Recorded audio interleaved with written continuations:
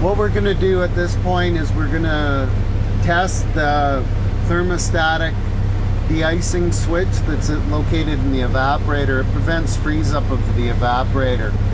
We're near the end of the performance test and everything's working out fine. This is the last test we need to do. So what we'll do is we'll turn the blower speed for the fan down to the lowest setting. And what that'll do is reduce the amount of air over the evaporator, cause it to super cool, and you'll see the clutch cycle off, and then as the temperature rises it'll cycle back on.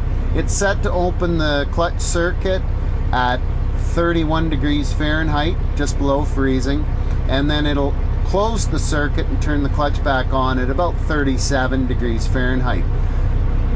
We can see that the cab's cooling beautifully.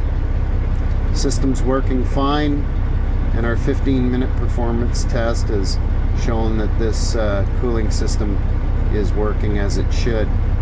The last step to do will be to recover the refrigerant in the hoses so that we make sure we get a maximum charge in the system, and also it makes it a clean start for the next refrigeration job with no refrigerant in the lines. Next, what we have to do here is we have to equalize the hoses.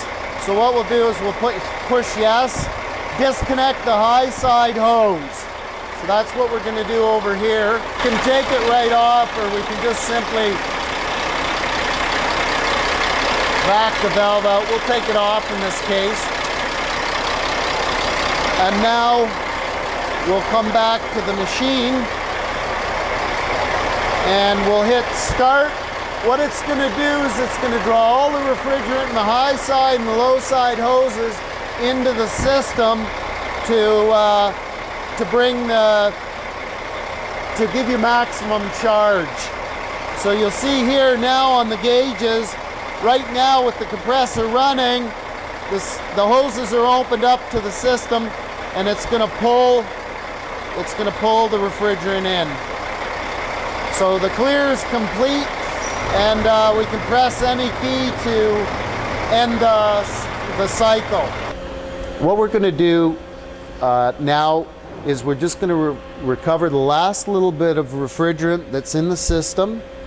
We've disconnected the hoses, we've put the Schrader valve caps back on, and we're just going to hit recover.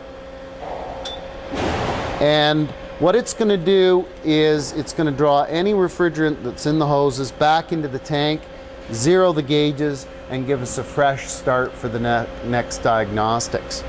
While that's occurring, what we can do is we can fill in a new ODP card stating that the system's fine. Very important that we tag the system.